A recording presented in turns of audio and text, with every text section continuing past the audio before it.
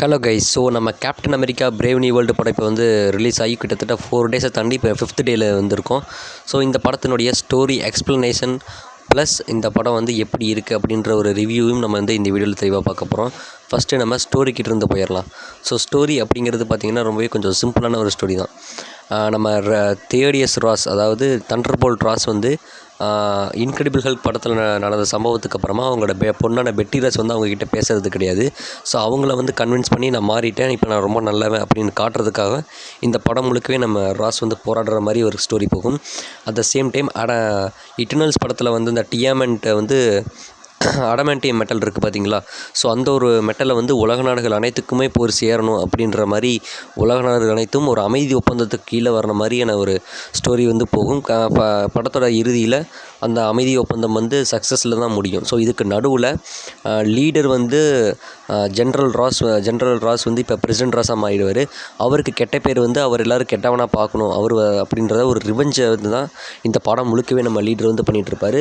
அதுக்கு உண்டான ரீசன் என்ன அப்படின்னு சொல்லி பார்த்தீங்கன்னா, இன்க்ரெடிபிள் ஹல்க் படத்துலேயே பார்த்துருப்பீங்க. அந்த படத்துக்கு அப்புறமா அந்த லீடரை வந்து ஜெயிலில் வந்து போட்டு வச்சுருப்பாங்க, அந்த ராஃப்டில் போட்டு வச்சுருப்பாங்க. அண்ட் அங்கே ரெட் ஹல்க்கு நம்ம ராஸ் வந்து என்ன சொல்லியிருப்பாருன்னா, அவரோட சாகர கட்டத்துக்கு போயிருப்பார்.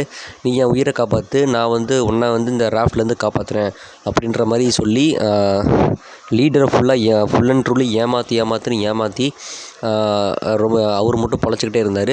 ஸோ அதை கண்டுபிடிச்ச லீடர் வந்து எப்படி நம்ம ஏமாற்ற தான் போகிறான்னு வந்து லீடருக்கு முன்னாடியே தெரிஞ்சிருச்சு. அதை தெரிஞ்சுக்கிட்ட லீடர் அவர் எடுத்துக்கிட்டு இருக்க அந்த பில்ஸ், அந்த டேப்லெட்டில் வந்து என்ன பண்ணிட்டாருன்னா கேமாவை வந்து கலந்து விட்டார். அதனால அவர் கோவப்படும் போது ரெட் ஹல்காக வந்து மாறக்கூடிய அந்த ஒரு இதையும் சேர்த்து கொடுத்துறாரு. ஸோ அதனால் இந்த படம் முழுக்கவே நம்ம ராஸை கோவப்படுத்தி அவர் ரெட் ஹல்காக மாற்றணும் அப்படிங்கிற ஒரு மோட்டிவோடையே தான் நம்ம லீடர் வந்து சுற்றிட்டு இருப்பார். அண்ட் இதுக்கு நடுவில் இன்னொன்று என்ன, சர்பன்ஸ் அப்படின்ற ஒரு டீம் வந்து காமிச்சிருப்பாங்க. அவங்கள வச்சு தான் ஃபஸ்ட்டு அந்த அடமாண்டியமே லீடர் தான் திருடி இருப்பார், திருட சொல்லியிருப்பார். அண்ட் திருடி முடிச்சதுக்கப்புறம் அந்த பழியும் தூக்கி ராஸ் மேலேயே போட்டுறதுன்னு சொல்லிட்டு இந்த படம் முழுக்க லீடர் இந்த மாதிரி சின்ன சின்ன பழிகளை போட்டு ராஸை வந்து கோவப்படுத்தி அவரோட பேரை முடிஞ்சளவுக்கு ஸ்பாயில் பண்ணணும் அப்படிங்கிறத தான் ஒரு மோட்டிவாகவே பண்ணிகிட்ருக்காரு. அண்ட் இதுக்கு நடுவில் நம்ம கேப்டன் அமெரிக்கா என்ன பண்ணுவார்னா, இது எல்லாமே இதை நடக்கிற எல்லா விஷயத்தையும் தடுத்து ராஸ் நல்லவன் அப்படின்றத கிட்டத்தட்ட ஆல்மோஸ்ட் ப்ரூவ் பண்ணுற மாதிரி தான் பண்ணிகிட்ருப்பார். அண்ட் ஃபைனலாக நம்ம வந்து ராஸும் வந்து ரெட் ஹல்காக ட்ரான்ஸ்ஃபார்ம் ஆகிடுவார். அவரை தடுத்து நிறுத்துகிற வேலையும் கேப்டன் அமெரிக்கா தான் பண்ணுவாருங்க. கிட்டத்தட்ட இவ்வளோ தான் ஸ்டோரி. அண்ட் இந்த படம் முழுக்கவே இதை பேஸ் பண்ணி தான் நகர்ந்துக்கிட்டே இருக்கும். ஃபாஸ்ட் பேஸ்டான ஃபிலிம் தான், எங்கேயுமே ஸ்லோ டவுன் ஆன மாதிரியான ஒரு ஃபீலிங்கே இருக்காது. படம் இப்போ ஆரம்பிக்குதுன்னா டப்புன்னு போயிட்டே இருக்கும். அடுத்தடுத்து திடீர்னு பார்த்தா கிளைமேக்ஸ் வந்துடும். செம்ம ஜாலியான ஒரு படம். டைம் போகிறதே தெரியாமல் செம்ம ஃபன்னாக தான் போயிட்டுருக்கோம். படம் முழுக்கவே செம்ம என்டர்டெயின்மெண்ட்டாக தாங்க போயிட்டுருக்கோம். படம் படத்தோட கிளைமேக்ஸ் அந்த red hulk vs Captain America ஃபைட்டை எப்படி முடிப்பாங்க அப்படின்னு பார்த்தீங்கன்னா, ரெட் ஹல்க் வந்து போட்டு துவம்சம் பண்ணி அடித்து நொறுக்கி கேப்டன் அமெரிக்கா கைகாலெலாம் உடச்சி விட்ருவார். அண்ட் அதுக்கப்புறம் கேப்டன் அமெரிக்கா எந்திரிச்சு பேசுவாருங்க. ஒரு பேசி பெட்டி ராஸ் அந்த நேமை யூஸ் பண்ணி தான் ரெட் ஹல்கை சமாதானப்படுத்தி அவரை மீண்டும் ராஸாக மாற்றி அண்ட் அவரை ராஃப்டில் போட்டிருப்பாங்க. ஸோ இதில் லீடர் நினச்சது நடந்துருச்சு. ராஸை வந்து அவர் அனுபவிச்ச எல்லா கஷ்டத்தையும் ராஸ் அனுபவிக்கணும், அவர் ராஃப்ட்டுக்கு வரணும்னு நினச்சாரு. அதை வந்து லீடர் சாதிச்சிட்டாரு.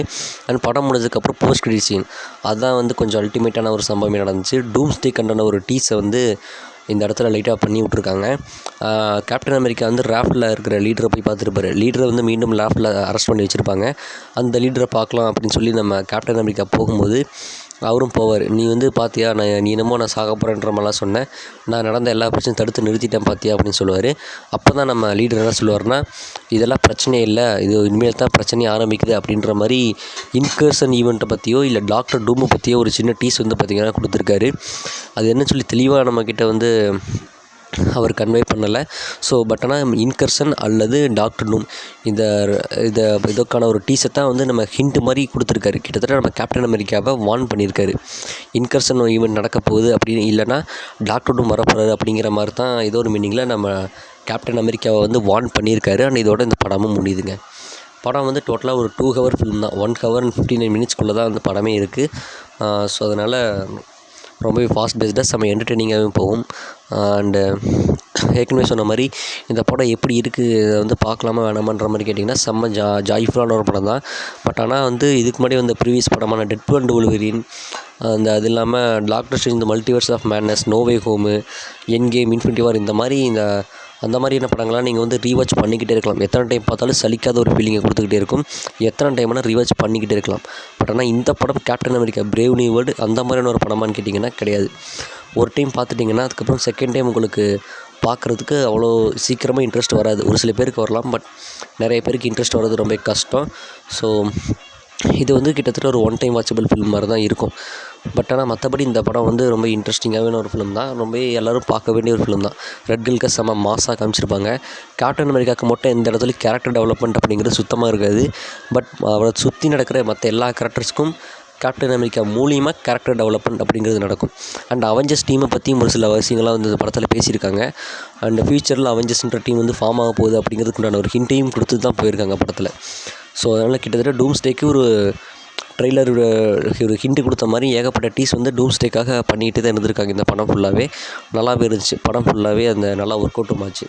இந்த படத்துக்கு அவுட் ஆஃப் 5 ஸ்டார்ஸ் நான் எவ்வளோ கொடுப்பேன்னு கேட்டிங்கன்னா, நான் வந்து ஒரு 4 ஸ்டார்ஸ் கொடுப்பேன்னு வச்சுக்கோங்களேன். ஸோ 4 ஸ்டார்ஸ் தான். நீங்கள் இந்த படத்தை வந்து எப்படி நினைக்கிறீங்க? இந்த படம் நல்லா இருக்கா நல்லா இல்லைன்னு உங்களோட ரிவ்யூஸை மறக்காமல் கமெண்ட் பண்ணுங்கள். இந்த வீடியோக்கு யாரும் லைக் பண்ணாமல் இருந்தீங்கன்னா மறக்காமல் லைக் பண்ணிடுங்க.